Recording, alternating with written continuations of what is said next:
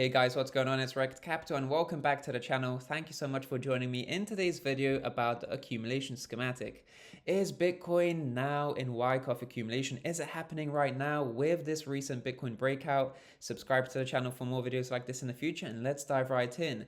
My stance for the past few weeks, as you guys know who have been tuning in to the channel for a while now, you guys probably know that my stance isn't so much focused on the accumulation schematic, which arguably could only be lasting for a few weeks now, potentially. My stance is that we are still in Wyckoff distribution with the caveat that we could invalidate this distribution schematic. And the way I've been thinking about this over the past few weeks is that we are currently in the last point of supply sign of weakness phase, which occurs at the very bottom of the Wyckoff distribution range. And many people have been commenting quite negatively in the videos, and I don't blame them because it does go a bit against the schematic in the sense that this lower high and lower low formation is happening a little bit lower than the last point of supply, than the bottom of this distribution range right over here. So you're seeing that we saw a breakdown, overextension towards the downside, and now we're going to see an overextension towards the upside. So this lower high and lower low formation, which should be occurring at the bottom of the range, is occurring a little bit below the range. But as we fast forward through the charts, this recovery from the downtrending trend line over here validated this wedging structure.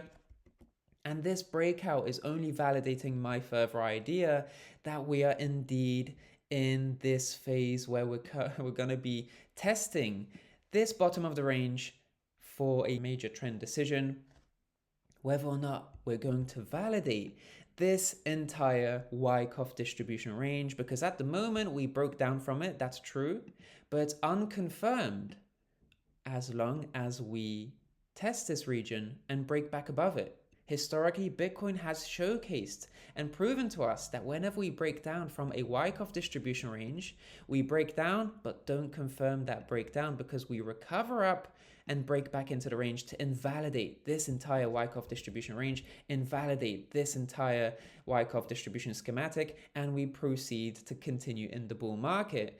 So a few weeks back, this Wyckoff distribution interpretation of mine wasn't proven, but now we're seeing price prove it. It's about understanding the moves, the psychology that is ultimately embedded in this distribution schematic, understanding the volume profile. And many people have been negative that I don't showcase the volume profile, but I have in previous videos explained the volume profile belonging to each phase individually. So if you'd like to check that video out, feel free to do so. I'll provide a link in the top right hand corner to that video. I've explained the psychology of these moves and the volume profile of each phase, and we're following through on that schematic and that interpretation perfectly so far.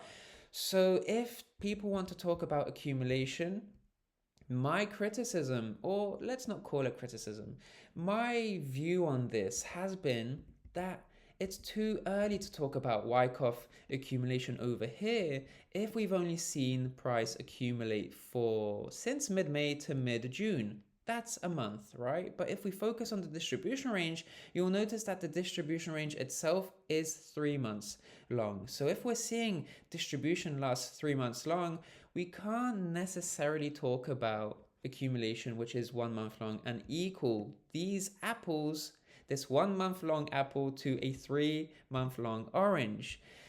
They are different time frames, different schematics, and in fact, I still believe we are in the distribution range, the distribution schematic. But I just want to highlight once again, because people think that I'm bearish or anything like that. My whole point here is that looking back on Bitcoin's price history, we see a distribution range occur where we see a breakdown, but then Bitcoin breaks back into this range, and that's what I'm watching for. I am bullish as long as we break past this range, and history suggests that we will break past this bottom of the range and break back into the range to just continue the bear market the bull market, apologies, and invalidate this bearish distribution range. That's been my stance all along. And people were maybe too focused on me just focusing on specific phases and trying to FUD or be bearish or anything. I hope this is now clear. This interpretation is part of the distribution schematic, because ultimately we can't now just look at this distribution schematic and now change it and focus on this part of the schematic through the lens of a new schematic. We can't cherry pick and part and parcel break down these schematics and just try to gel them together into two pictures. If we're seeing a 3-month distribution range, then you can bet and rest assured that this distribution range will continue, because we haven't seen it fully play out. My stance is that we'll see it invalidate, and it's in this phase that we are in at the moment. I've discussed why I don't think we are in phase E, even though this crash has been quite traumatic to many people, and of course it is a difficult time when we see a crash like that.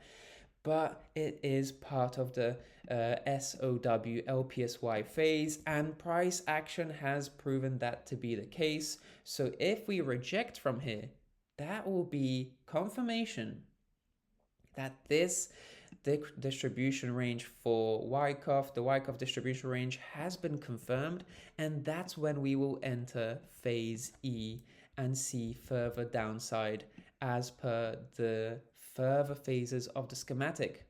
But at the moment we are in phase D, and there's nothing at the moment that can prove otherwise, because we've seen price action verify that.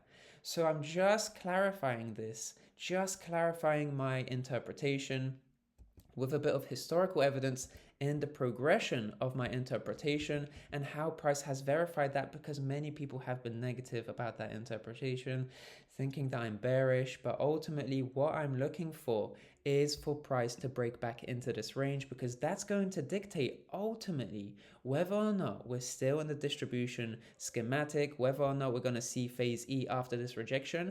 If we break back in here, then we're going to see that ultimate Wyckoff distribution range become invalidated, and we'll see a continuation in the bull market. And that's about it for this video. Thank you so much for watching today. Please leave a like if you enjoyed the video, and of course subscribe to the channel for more videos like this in the future. Feel free to check out the new Rekt Capital newsletter in the description down below to read a bit more about the mid-cycle correction and where I think we'll be going next. That's about it. Thanks so much for watching today. I'm Rekt Capital, and I'll speak to you in the next one. Speak to you soon.